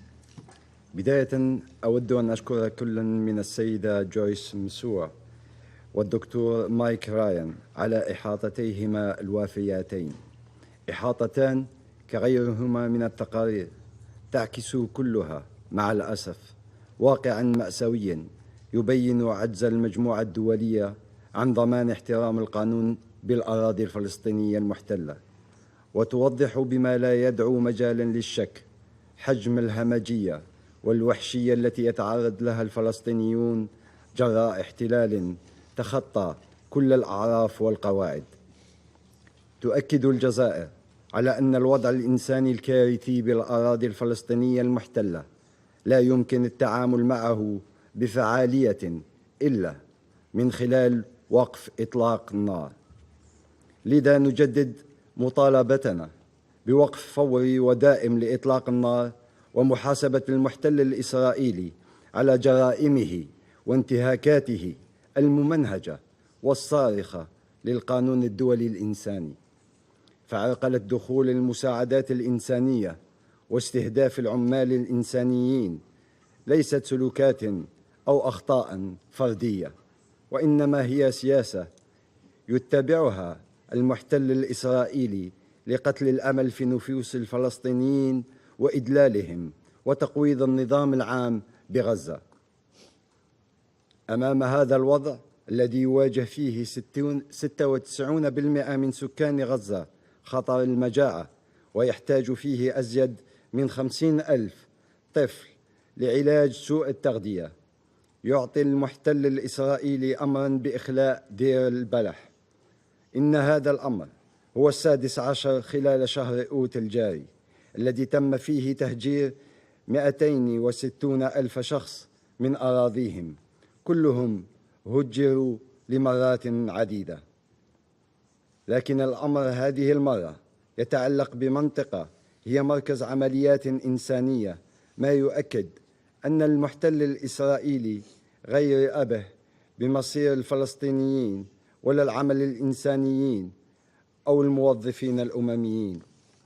إنها جريمة حرب مكتملة الأركان، فالتهجير القسري واستهداف العمال الإنسانيين الذين قتل منهم في غزة حتى الآن 297 شخصاً على الأقل هي جرائم حرب تقتضي منا جميعاً العمل على مساءلة ومحاسبة مرتكبيها. إن العاملين الإنسانيين ليسوا مجبرين على المغامرة بحياتهم لتقديم المساعدة لمن يحتاج إليها، ومن واجبنا توفير الحماية لهم وتمكينهم من القيام بمهامهم النبيلة دون خوف أو تهديد. سيد الرئيس، اليوم نحن نقف على أعتاب البدء في حملة تطعيم أطفال غزة من شلل الأطفال، مرض اختفى من قطاع غزة منذ 25 سنة، لكن آلة الدمار الإسرائيلية تكفلت بإعادته إليه، مثلما كانت سبباً في انهيار المنظومة الصحية بغزة من خلال الاستهداف المتعمد للمستشفيات وللطواقم الطبية. هذه الوضعية تجعلنا ندق ناقوس الخطر، لأن احتمالية انتشار الأمراض والأوبئة أضحت عالية، بما في ذلك الكوليرا، لا سيما مع غرق مناطق من غزة في مياه الصرف الصحي وتكدس النفايات الصلبة نتيجة غياب الخدمات الأساسية منذ بداية العدوان الإسرائيلي. فلا يجب أن ننسى أن العدوان الإسرائيلي هو من أعاد هاجس انتشار هذه الأمراض إلى غزة، وباعتباره القوى القائمة بالاحتلال تقع عليه مسؤولية سلامة المشاركين في حملة التطعيمات ونجاحها، ونحذر من أي عرقلة أو استهداف للمشاركين فيها. وفي هذا السياق تشكر بلادي كل من اليونيسف ومنظمة الصحة العالمية ووكالة الأونروا لدورها في تنظيم هذه العملية وحرصها على ضمان تلقيح ما يزيد عن 640,500 طفل فلسطيني. نقدر صعوبة الظروف التي تعملون فيها، ونحيي فيكم حرصكم على أداء مهامكم برغم كل التحديات. كما تشدد بلادي على الدور المحوري للأونروا في إنجاح حملة التطعيم، فهي متدخلة في كافة مراحل العملية، ومن المتوقع أن 40% من الأطفال سيتم تطعيمهم من خلال الوكالة. إن الأونروا هي العمود الفقري للعمل الإنساني بغزة ولا بديل عنها، رغم محاولة البعض تجاوزها أو تقزيم دورها. فأزيد من 1000 موظف من موظفي الوكالة يشاركون في حملة التطعيم، لكن هذا الجهد المبارك يحتاج وقفا لإطلاق النار، فآليات خفض التصعيد لا تعمل بغزة وهي غير ذات فائدة. لذا نؤكد على أهمية وقف إطلاق النار فورا وتمكين العاملين الإنسانيين من القيام بمهامهم. لا بد لحملة التطعيم أن تنجح، وعلينا ضمان توفير الظروف الملائمة لذلك. في الختام سيد الرئيس، يقع على مجلس الأمن واجب حماية الفلسطينيين ووضع حد لغطرسة الاحتلال الإسرائيلي وإيجاد حل دائم وعادل للقضية الفلسطينية. إن ما يحدث اليوم بغزة من إبادة والتصعيد بالضفة الغربية مع تمادي سلطات الاحتلال في تدنيس المسجد الأقصى، الهدف منها هو القضاء على إمكانية إقامة الدولة الفلسطينية. لذا فإن رد المجموعة الدولية ومجلس الأمن خاصة يجب أن يكون من خلال خطوات عملية وفعالة لضمان إقامة الدولة الفلسطينية وعاصمتها القدس الشريف، النهج الوحيد لضمان سلام عادل ودائم في المنطقة. شكرا سيد الرئيس. I thank the representative of Algeria for their statement. I give the floor to the representative of Japan. Thank you, Mr. President. First of all, I thank the United Kingdom and Switzerland for proposing this timely meeting, and also express gratitude Acting USG Masuya and Deputy Director General of WHO, Dr. Ryan, for their sobering updates. The humanitarian situation in Gaza is beyond description. Repeated evacuation orders have left Palestinians crammed into unlivable conditions, deprived of basic essentials and dignity. The so-called safe zones are nothing of the sort. Humanitarian aid workers and United Nations personnel must be protected at all times. We need to stress this point, especially when we see the vaccination operations are starting. Yet, they are being exposed to intolerable risks. It is totally unacceptable that UN aid vehicles in Gaza continue to be fired upon. Japan deploys a WFP vehicle carrying humanitarian cargo to central Gaza was struck by gunfire earlier this week. This incident has led to the suspension of WFP's vital operations. Clearly, deconfliction mechanisms are still woefully insufficient. We are also deeply concerned that the IDF recently gave just a few hours' notice to more than 200 UN personnel to move out of Deir al-Balaf. This has impaired a crucial humanitarian hub at the critical juncture. Mr. President, Japan welcomes the news today of an agreement to a series of short-term pauses in fighting to allow for the vaccination of Gaza's population against polio. All actors must work towards securing the safe and timely delivery of vaccines, especially to children. Yet the start of vaccination does not change the fact that an immediate and permanent ceasefire and massive humanitarian aid are absolutely necessary. We strongly support the joint statement by the leaders of the United States, Egypt, and Qatar issued earlier this month, and the diplomatic efforts made by these three countries. We call on all parties, especially Hamas, to finally conclude a deal in line with Security Council Resolution 2735. Failure to achieve one will prolong the agony of all the people in Gaza, as well as the hostages. It also risks further instability, as seen by the Israeli operation in the West Bank that began on Wednesday, and the escalation of the hostilities between Israel and Hezbollah across the blue line over the weekend. We urge all parties, especially those in the region, to exercise maximum restraint. Again, we reiterate the ceasefire must happen now to achieve the release of hostages, the delivery of humanitarian aid at scale, and the calming down of the situation in Gaza and beyond. I thank you, Mr. President. I thank the representative of Japan for their statement. I shall now make a statement in my capacity as the representative of Sierra Leone. I thank the United Kingdom and Switzerland for requesting this meeting.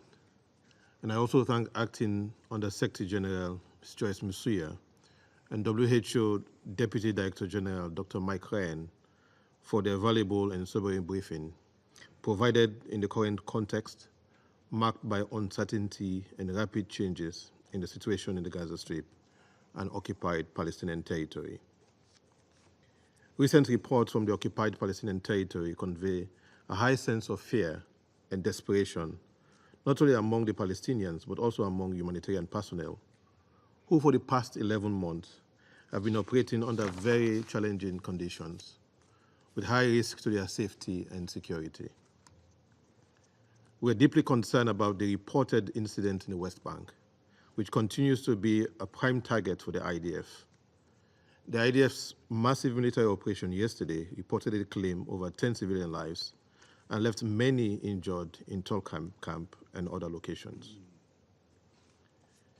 The humanitarian situation continues to deteriorate, and operations of the United Nations and other humanitarian personnel are becoming even more challenging. The latest evacuation notice from the IDF to the United Nations on the 25th of August, instructing the evacuation of about 200 personnel from their offices and residents in Del Abalad, a place referred to as a crucial humanitarian hub, has created widespread fear and panic. It reportedly impacts 15 UN and NGO premises, as well as 4 UN warehouses. As briefed by Dr. Ryan, and as rightly stated by the UN and other humanitarian agencies, such actions are especially concerning at this point when the humanitarian community is set to roll out 2 rounds of massive polio vaccine campaigns across the Gaza Strip for over 640,000 children at risk of being infected with variant type 2 polio virus. Also, as briefed by Acting Under Secretary General Musuya, and as indicated by OCHA, 16 evacuation orders have been released in August only, directly affecting approximately 12% of Gaza's population. In total, since the 7th October 2023 to date, 88.5% of the Gaza Strip have been placed under evacuation orders. And for most areas in Gaza, this has happened multiple times. Persistent hostilities and insecurity continue to aggravate human suffering, create social unrest, and increase trauma, regional instability, and global tensions, with dire consequences for civilians, including women and children, especially the sick, pregnant women, lactating mothers, and their babies.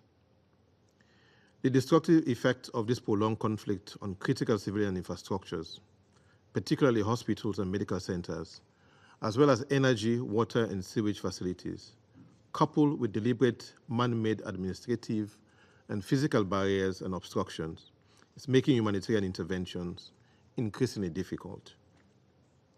As stated by Special Coordinator Tom Wennesland in last week's briefing, and I quote, "If these unacceptable conditions are allowed to prevail, humanitarian operations in Gaza will continue to fall short of meeting the massive needs of the population," end of quote. This is now a reality that needs to be corrected immediately. Colleagues, in view of the foregoing, Sierra Leone would like to emphasize the following. Firstly, we draw the attention of parties to the conflict to Resolution 2720, operative paragraph 14, amongst others, that state, and I quote, demands that all parties to the conflict take all appropriate steps to ensure the safety and security of UN and associated personnel, those of its specialized agencies, and all other personnel engaged in humanitarian relief activities consistent with international humanitarian law, without prejudice to the freedom of movement and access, stresses the need not to hinder these efforts, and recalls that humanitarian relief personnel must be respected and protected, end of quote.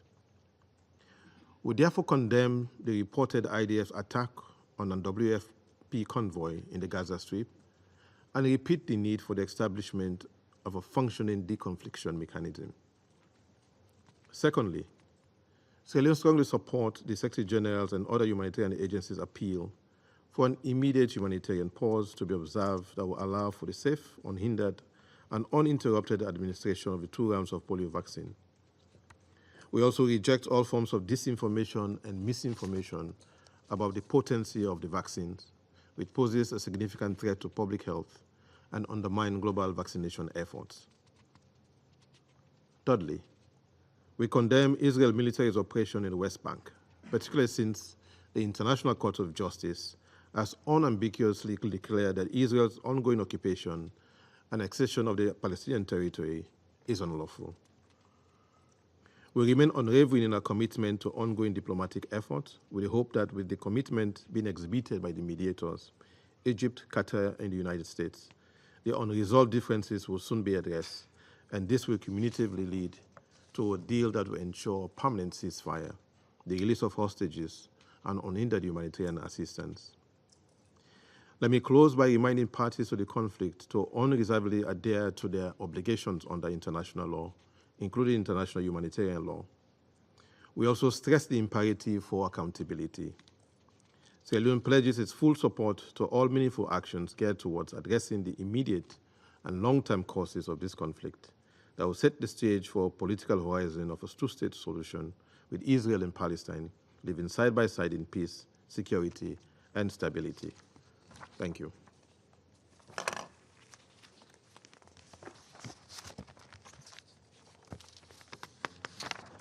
I resume my function as President of the Council. The representative of the United States has asked for the floor to make a further statement. I give them the floor. Thank you, Mr. President. My apologies for taking the floor once again, but I do need to respond to the remarks made by the representative of the Russian Federation. Our Russian colleague's long-winded statement contained little about the usual politicization of this tragic conflict in Gaza.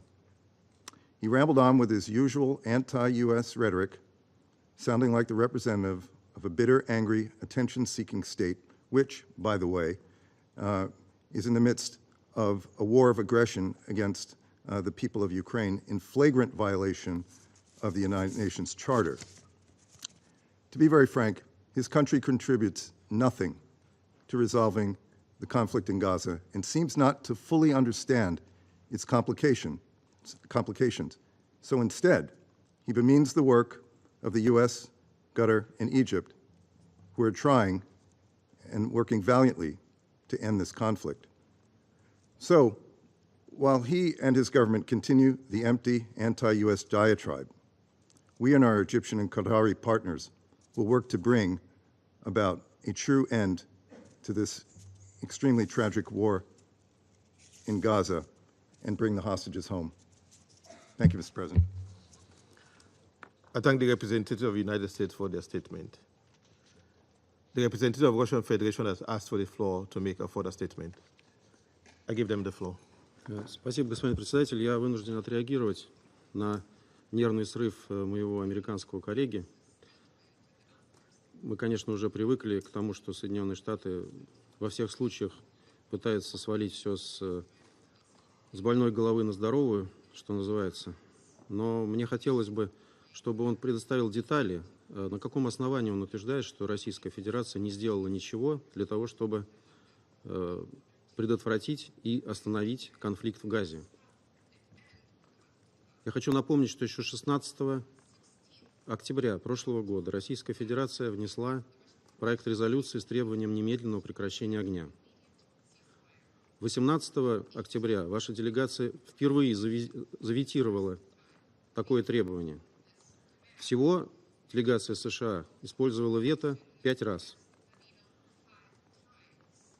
40 тысяч жителей, 5 вето. Вот конкретная цена за то, что вы делаете. Вы утверждаете, что вы проводите результативные переговоры по заключению сделки между Хамас и Израилем. Вы действительно их проводите, только они абсолютно безрезультатны. С того времени погибло еще 3000 палестинцев. Это конкретная цена, господин представитель США, цена ваших слов и вашего промедления. Может быть, вы потрудитесь вместо этого хотя бы объяснить нам в этом зале, какие модификации Соединенные Штаты предлагают в сделку с Хамас, которые устраивают в Израиль, о которых мы ничего не знаем. Мы уже неоднократно требуем, чтобы нам была предоставлена эта информация, потому что резолюция 2735 содержит весьма конкретные параметры, за рамки которых мы выходить не должны. Вы все это время водите Совет за нос. Будьте любезны ответить. I thank the representative of the Russian Federation for their statement. The representative of the United States has asked for the floor to make a further statement. I give them the floor. Thank you, Mr. President. I apologize once again. To my Russian colleague, you have been in this chamber, you or your permanent representative, in all of these discussions. You know exactly what our positions were with regard to each of these resolutions and what we insisted on and what we thought was really going to be necessary to actually make progress in trying to bring an end to this war. So I don't need to sit here and explain to you why the U.S. did what it did with regard to these resolutions. You know quite well. And I think everybody in this room does, because we've been very clear about that. So in terms of what we're trying to do on the ground with our Egyptian and Qatarese partners is to try to take that framework that was agreed by Israel and, from what we understand, Hamas, and to try to make sure that we can get full implementation of it. Implementation is the issue here. The framework is there. It's the implementation.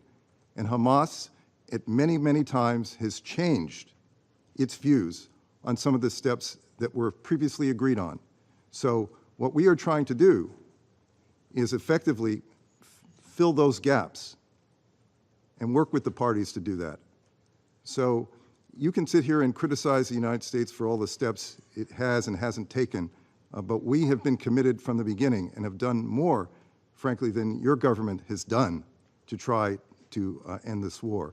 And we will continue to work. So you're more than welcome if you want to sit there and use another opportunity, as you do at every occasion, to attack the U.S. for this or for that. You certainly, that's your right to do that. But we are going to do the serious work of trying to end this conflict and not sit here and start blaming the world for what's going on. This is a very, very deep and challenging and long-standing conflict, and we are working and have worked harder than your government has at any point to try to end this overall conflict. So my recommendation to you and your government would be, if you're going to contribute something positively, then contribute it. If not, you should be quiet. Thank you. I thank the representative of the United States for their statement. The representative of the Russian Federation has asked for the floor to make a further statement. I give them the floor. Я хотел бы сказать уважаемому коллеге американскому, чтобы он свои рекомендации мне и моему правительству оставил при себе. И, наконец-то, занялся тем, чем Соединенные Штаты должны заняться. Не мешать Совету Безопасности работать над урегулированием палестино-израильского досье. Все в этом зале прекрасно понимают, что именно Соединенные Штаты несут основную ответственность за то, что происходит в Газе сейчас. 40 тысяч жителей – это убитых. Это не просто аморфные цифры. Это конкретные человеческие трагедии. И если у остальных моих коллег не хватает смелости сказать вам это в лицо, то у меня с этим проблем нет. Вот и живите с этим дальше. Спасибо. I thank the representative of Russian Federation for their statement. There are no more names inscribed on the list of speakers. The meeting is adjourned.